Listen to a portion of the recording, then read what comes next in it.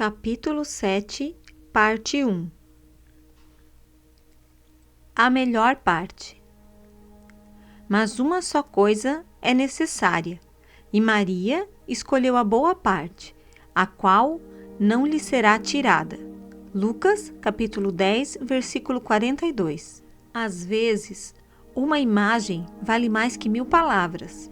O dia do meu aniversário de 30 e poucos anos amanheceu radiante e cheio de trabalho. Junto a uma pilha de contas e propagandas de cartão de crédito, encontrei um cartão enviado por minha amiga Janet McHenry. A mensagem desejava-me um aniversário bamboleante, e isso me fez sorrir, mas a foto do cartão foi o que realmente me chamou a atenção. Ela ilustrava todos os meus sentimentos naquele triste dia em que eu ficava mais velha. "Essa sou eu", disse ao meu marido, apontando a brilhante foto em preto e branco. Tirada no início dos anos 50, a foto mostrava uma jovem com 8 ou 9 bambolês girando loucamente ao redor de sua cintura. Como ela faz isso?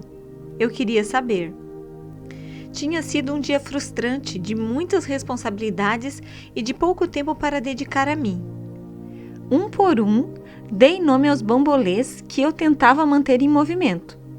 Esposa de pastor, mãe, amiga, escritora, professora de piano, cozinheira, dona de casa e o maior, a torcedora de 2 pequenos jogadores da liga. Quando eu não estava levando os filhos aos jogos de beisebol, estava correndo para a igreja. Quando eu não estava arrumando a roupa para lavar, eu estava ganhando alguns momentos para escrever. "Essa sou eu", disse rindo. Fiz movimentos exagerados com meus quadris, tentando manter girando os meus bambolês invisíveis. Meus olhos correram da foto para o rosto preocupado do meu marido e depois voltaram para o cartão. "Essa sou eu".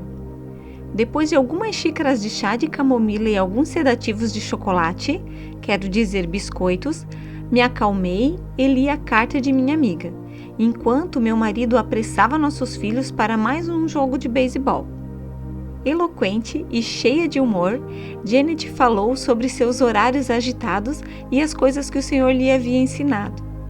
Terminei a carta, depois fechei o cartão e olhei mais uma vez para a garota da foto. Havia tantos bambolês, mas ela parecia calma.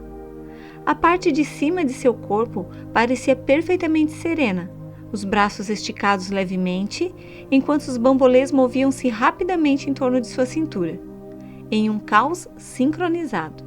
Seu rosto prendeu minha atenção. Enquanto olhava diretamente para a câmera fotográfica, ela sorria em paz, como se não tivesse uma preocupação sequer no mundo. Então tudo ficou claro. Eu descobri seu segredo. Ela encontrou o ritmo. Sussurrei para mim mesma. Ela determinou o centro e depois deixou que tudo se movesse em volta dele. Era exatamente o que eu não estava fazendo em minha vida. Todas as coisas que estava tentando realizar eram importantes, mas eu havia perdido o meu centro. Com tantas ocupações, tinha esquecido de cuidar de meu interior, da minha parte espiritual. Como uma roda sem o eixo, adernei pela vida, batendo com força contra uma obrigação e depois contra outra. Se houvesse um intervalo conveniente, eu passaria algum tempo com o Senhor. Porém, recentemente e com muita frequência, meus dias atarefados passavam sem um momento de tranquilidade sequer. E minha vida revelava o que meu espírito não compreendia. "Ensina-me, Senhor. Mostra-me o ritmo da vida", orei. "Sê o meu centro". Bambolês e santidade. A vida está cheia de bambolês. Todas nós temos responsabilidades, coisas importantes que demandam nossa atenção. Se não tivermos cuidado, contudo, nossos corações e mentes podem ser consumidos pela obrigação de mantê-los no ar. Em vez de nos centrarmos em Cristo e deixar que os outros elementos da vida tomem o seu lugar correto ao redor do centro, acabamos deslocando nossa atenção de um dever importante para o outro, tentando freneticamente manter todos eles em movimento. É fácil esquecer que há tempo de trabalhar e há tempo de adorar. É a adoração, o tempo que passamos com Deus, que proporciona o centro sereno para uma vida ocupada e complexa. Maria não se deixou seduzir pela agitação. Ela sabia a diferença entre o trabalho e a adoração. Marta não sabia. Foi por essa razão que ela quase perdeu a melhor parte. Quase consigo ver Marta ao receber Jesus quando este passava por Betânia.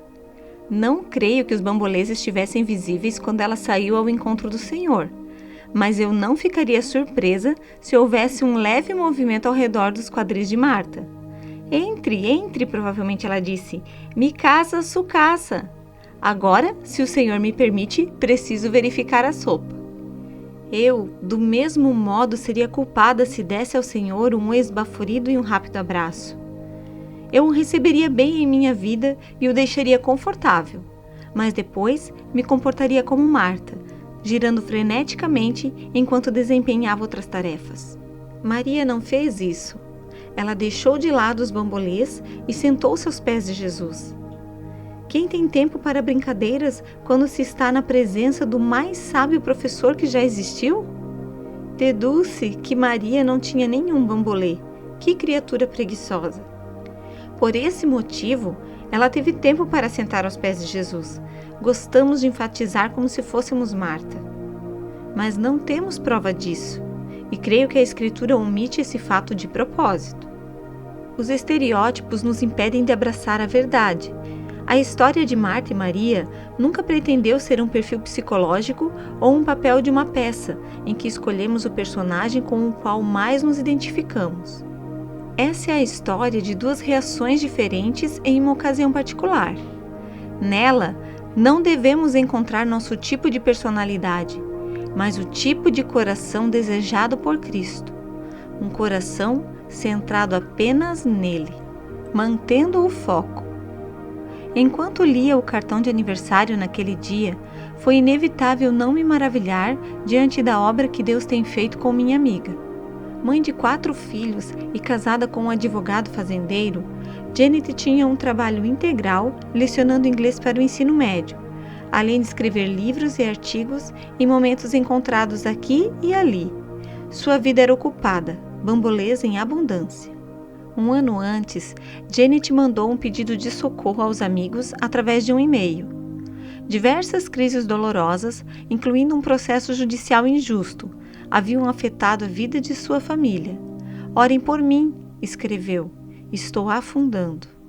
De personalidade melancólica, agravada ainda mais pelas circunstâncias, Janet se encontrou submersa em desespero. Ela não conseguia consertar aquela situação, não podia mudá-la. Mas em meio a tudo isso, Deus a chamava para si. Estou acordando 1 hora mais cedo e orando enquanto caminho, ela nos escreveu alguns meses depois. Todas as manhãs antes do trabalho, Janet suava a camisa e passava 1 hora andando pela pequena cidade da Califórnia, orando pelas pessoas e situações que lhe vinham à mente. Não consigo acreditar na mudança ocorrida em minha vida, depois que passei a ter meus momentos a sós com Deus, ela relatou no cartão de aniversário. Eu me peguei cantando outro dia. Hudson Taylor disse certa vez, todos nós passaremos por provações. A questão não é quando a pressão virá, mas onde a pressão vai se alojar. Ela virá para ficar entre nós e o Senhor? Ou ela nos pressionará ainda mais contra o seio divino? Em vez de deixar que as circunstâncias a afastassem de Deus, Janet escolheu deixar que elas a aproximassem mais do Senhor. Minha amiga estava experimentando a verdade descrita por Selwyn Hilgas. A vida funciona melhor quando damos uma rápida olhada nas coisas e observamos o Senhor fixamente. O ato de ver claramente a Deus nos permitirá ver todas as outras coisas com maior clareza. É muito fácil perder o foco na vida, perder o nosso centro. A vida conspira para afastar nosso olhar da face do Salvador, hipnotizando-nos pela influência contínua de nossos problemas. Hoje não posso dedicar um momento para o Senhor, posso pensar. Não tenho tempo, mas o cerne da questão é o seguinte: quanto mais agitado for o dia, mais tempo será necessário para dedicar ao Salvador. Quanto maior a quantidade de bambolês que eu tiver, maior será a necessidade de manter o meu centro. É importante lembrar que se Maria não tivesse escolhido separar um tempo em meio aos movimentados horários da ocupada Marta para sentar aos pés de Jesus, o encontro não teria acontecido. Os evangelhos não registrariam esse intervalo pessoal entre uma mulher e seu Salvador. E não veríamos a diferença que a intimidade da sala de estar pode fazer em uma vida, em uma família, rendida a Deus. Abrindo espaço. Se eu quiser ter alguma esperança de manter o meu centro, descobri que preciso de um pouco de solidão, de um momento de quietude diário com Deus. Quando me submeto aos meus próprios planos, sou volúvel e inconstante. Um dia estou entusiasmada. Ó Senhor, eu te amo, seja glorificado em minha vida. No dia seguinte estou desanimada. Lamento, Senhor, tenho que correr. Tenho percebido que as palavras do compositor são verdadeiras.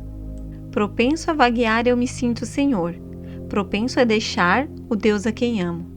A única maneira que encontrei de lutar com essa tendência de divagar em minha vida é mantendo meu coração centrado em Cristo e meu olhar fixo nele. Mas isso leva tempo e exige uma disposição de minha parte. Preciso estar disposta a abrir espaço em minha vida, se quiser experimentar a melhor parte. Em seu livro First Things First, Primeiro as Coisas Mais Importantes, Stephen Covey conta a história de um homem que dava aulas sobre administração do tempo em um seminário. A fim de ensinar um ponto, o homem tirou uma jarra de boca larga com capacidade para 4 litros, que estava debaixo de um balcão que servia como tribuna.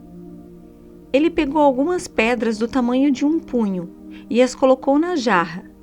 Então olhou para a classe e perguntou: "A jarra está cheia?" Alguns alunos, sabendo onde ele queria chegar, responderam sem pensar: "Sim!" O professor deu um pequeno sorriso e disse: Não está cheia." Ele tirou um balde de pedregulhos do tamanho de ervilhas e começou a colocar na jarra. A classe observava os pedregulhos se infiltrando debaixo das pedras, preenchendo os espaços até chegar ao topo. "E agora? A jarra está cheia?" A classe relutou um pouco para responder. Afinal, eles haviam se enganado antes. Em vez de esperar pela resposta, o homem despejou um balde de areia no meio dos pedregulhos e das pedras grandes. Ele agitou suavemente a jarra para que a areia se assentasse. Depois, adicionou mais até que finalmente a areia chegasse à boca da jarra. Então perguntou novamente: "A jarra está cheia?" E eles responderam: "Provavelmente não." Em continuação, o professor pegou um recipiente com água e a derramou suavemente na jarra. A água penetrou no fundo da jarra e foi subindo até transbordar. "A jarra está cheia?" perguntou o consultor em administração do tempo. A classe respondeu: "Achamos que está." "Certo, classe," disse ele. "Qual é a lição que extraímos dessa experiência?" Alguém atrás levantou a mão e respondeu: "Não importa quão ocupada seja a sua vida, sempre há espaço para mais." "Não," disse o professor, arrancando risos de toda a classe. "Não é isso. A lição é a seguinte," respondeu quando as risadinhas diminuíram. "Se você não colocar as pedras grandes primeiro, nunca conseguirá colocá-las depois." Que ilustração eficiente de uma verdade eficaz!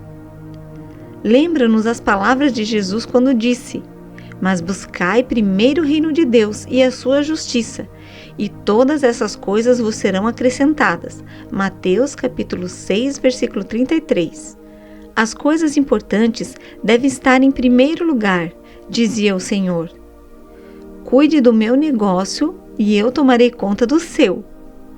Abra espaço em seu coração para mim e eu abrirei espaço para todas as outras coisas.